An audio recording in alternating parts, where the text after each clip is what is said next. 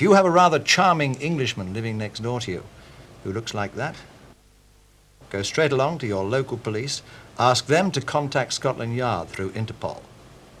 We'll do the rest. I'm here to warn you, ladies and gentlemen, under no circumstances must you never, ever watch Peter Pan and Wendy on Disney+. I know this film dropped last week and I was too sickly, too poorly to do a review, and also I had Nurse Jill Valentine looking after me. In fact, I really did enjoy faking my placebos so I can get more bosomly love from Miss Valentine. But that from the side. Tired of the MCU and woke garbage? Watch Jason King on Kung Fu Hot Dog. Oh my God, did it leave such a bitter taste in my mouth. In fact, if we even go over to Rotten Tomatoes right here, so if you look at the rating score at the moment, well, actually, just a page before, it still stands at 64%, while the audience have given it a thrashing with 13%, which is hilarious. And if you look at one of these ratings right here, or the comments from Savage H, visually, it's a beautiful film. For the most part, I would say it's an okay film. Good acting from Jude Law. Unfortunately, the rest were yeah, and I do completely agree with that. None of the cast seemed to have an on-screen connection, let alone a presence. Peter Pan's acting was wooden at best. I like to call him Patel Pan, Peter Pan, which is probably my favorite. In fact, that iteration, or this iteration of Peter Pan, when he appeared on the screen, I was like, "Are you Peter Pan?" Who? Were you expecting someone else? I always act so surprised. I always envisioned you as being Taller? And even the Wendy was like, you're not the version I imagined in the books I've read. small, actually. And now, Disney, are you saying that this version of Wendy, darling, is inherently prejudiced? I don't know, but it was a bit of an awkward moment. And let's go on with this commentary again. I don't think it was the actor, but I couldn't stand Wendy. Less compassion than previous representations. Now, what I will say as well, that the Wendy darling in the 1953 classic Disney animated film is much more likable. She cares about her mother. The version in this film, she gives her mother lip. She's rude. She's a little bit insolent here and there. I won't, Mother. The train is at 8 o'clock sharp. Mother, I heard you the first time. I'll be ready.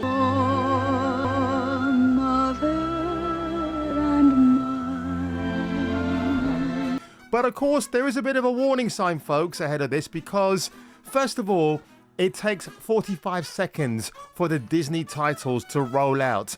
And when they're finished, we are then presented with this Wendy. She's kind of like Rey Palpatine's sister in some ways, because, hey folks, she's really powerful. She knows swordsmanship. In fact, when she's fighting with her sibling brothers, she has to be the better swordswoman, right? Because no one can actually be much better than her.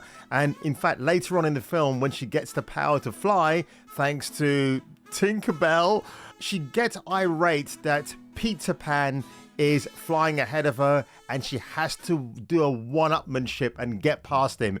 It kind of reminds me of that awful moment in She-Hulk where Bruce Banner is training his cousin Jennifer Walters to do sonic booms, and of course he's doing better than her, and then later on she does way better than him in the space of a few hours. It's not even a day or a few days of training. No, we're just going to wrap this up in a few hours, ladies and gentlemen.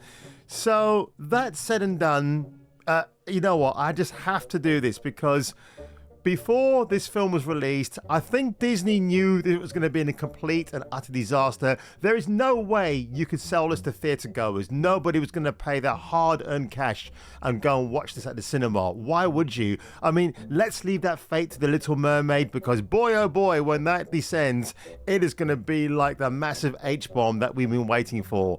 But you just have to watch this cringe reaction here from one of Access Media's favourite people, John Campea, and this was his rather undermining enthusiasm for the trailer. So true about that. And even when he shows up in Wendy's window and her brothers are there and they're like, Peter Pan, like just, I don't know. And then, of course, the menacing voice of Jude Law as Hook. I thought this trailer looked great. And we just seeing John with those intonations, that inflection, kind of reminded me of Whoopi Goldberg for some odd reason. I don't know why, but honestly, John Campion, I think he held his colleagues at gunpoint and he said, you're going to watch the Peter Pan and Wendy trailer and you're going to love it. You understand that? Because John Campion needs access.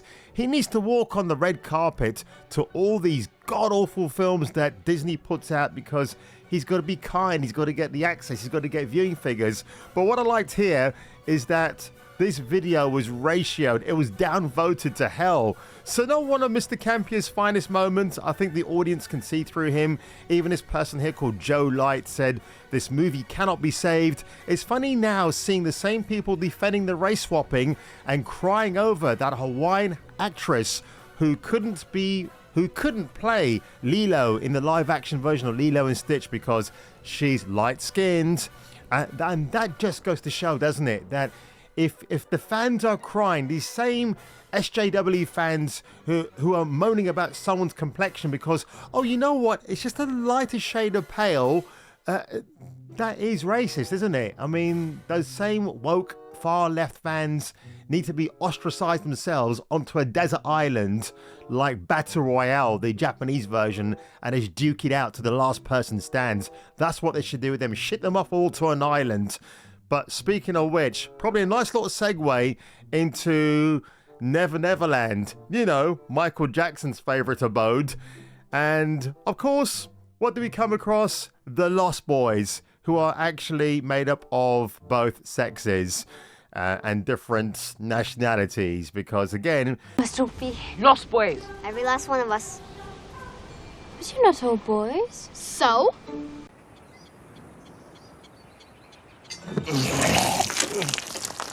but of course, Sir James Matthew Barry, rest in peace, sir. Disney have done a major dumpster fire on your literary piece of greatness. Honestly, it is just such a heartache and a heartbreak to watch.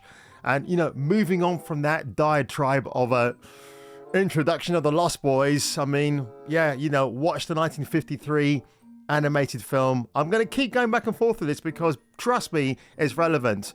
But of course, we have to talk about BLM Tinkerbell herself.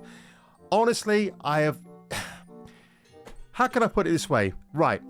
Remember the woke Pinocchio film from last year starring Tom Hanks? Obviously, the guy has nothing better to do. Maybe he should retire instead of appearing in garbage like this. And that film was directed by Robert Zemeckis, who gave us Back to the Future, for crying out loud. And Cynthia Erivo was the fairy godmother, race swapped completely. And if that idea didn't work and wasn't accepted by the audience, why the hell would this version of Tinkerbell convince people otherwise? It ain't going to do it. I'm sorry. You go back to the 1953 Tinkerbell, by the way, who is adored by many a woman and many a man from different nationalities. I worked with a very diverse woman of color, and Tinkerbell was all she talked about. And this was going back a few years ago. So I think she'd probably find it cringe. But this version of Tinkerbell, she does a lot of face pulling. I thought I was watching somebody having an epileptic fit. Oh, no, no, no, no. At one point, I was just wishing for Michael Ironside from Scanners to appear on the screen and to do one of his tricks to make her head explode and to let the film move on. In fact, when I looked at my clock, it was 37 minutes into the movie and I thought, oh, right, are we at the ending? Because it felt like the film was coming to an end at that point, and then I realized, no, there's like 1 hour and 10 minutes to go, so there was no escaping that.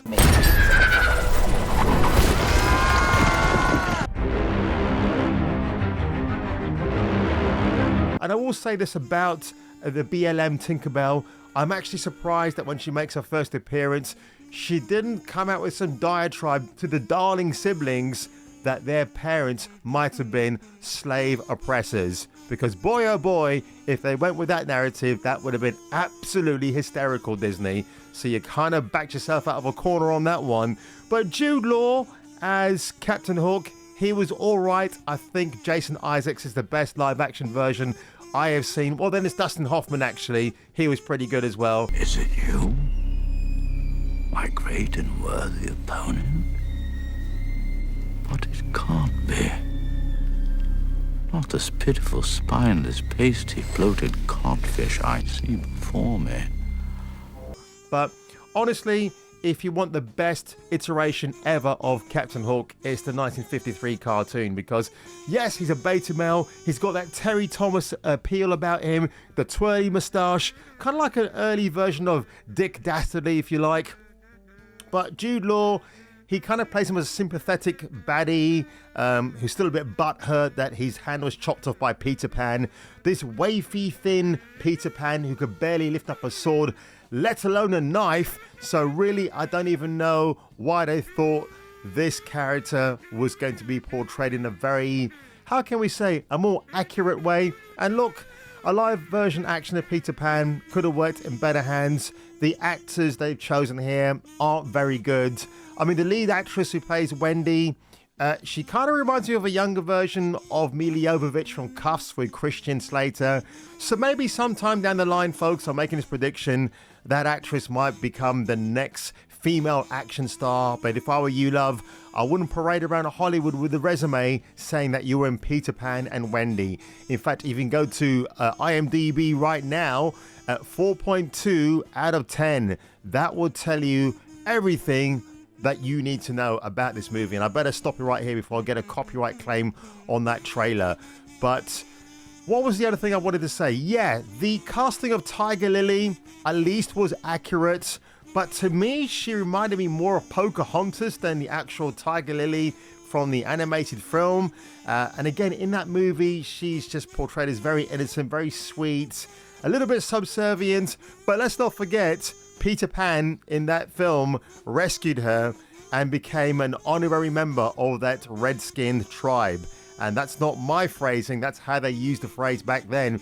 And you know what? The Tinkerbell in that movie, I've got to say, Walt Disney was a bit of a based dude, because he clearly was inspired by the pin-up girls from the 1940s and 50s for this iteration, where she even admires her curves and does a lot of falling around in her short dress.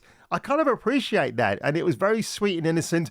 Also in that movie as well, I forgot, you got to watch the animated version again, folks, because there's a moment where Wendy and Peter Pan find this hideout for the mermaids who have got a thing for Peter.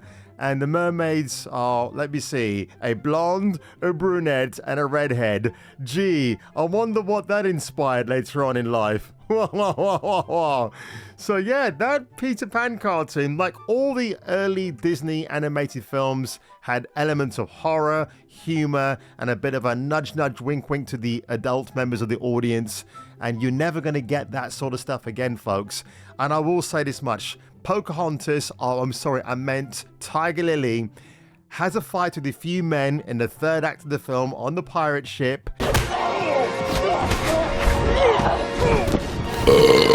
And then she comes across a bloke who's at least 10 foot tall.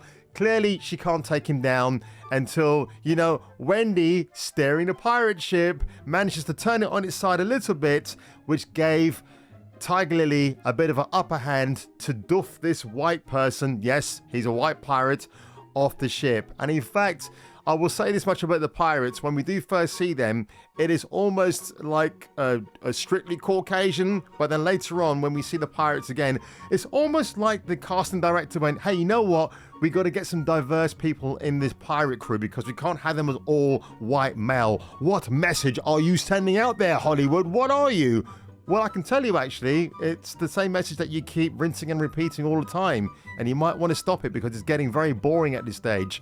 So, folks, if you are a Disney subscriber, I would urge you to unsubscribe and put down the reasons, because they usually ask, why did you unsubscribe from Disney Plus? Just tell them you're fed up of the woke garbage, remaking Disney classics into live-action husks of remakes, because they are husks at this stage, aren't they? Get rid of them, they're awful. And just let them know that, and they might get the message eventually. In fact, one of their shareholders even told them a few weeks ago that they don't like any of this messaging in their family, so-called family-friendly entertainment. It's anything but family, and it's anything but friendly. So on that one, folks, if you enjoyed my little rant today about Peter Pan and Wendy, that triumphant remake that nobody asked for, make sure you leave a like below. Make sure you slap that subscribe button like it was Tinkerbell's bottom from 1953. And on that one, if you were you and if you were me, you better come back for the next video. Oh, that's Wendy.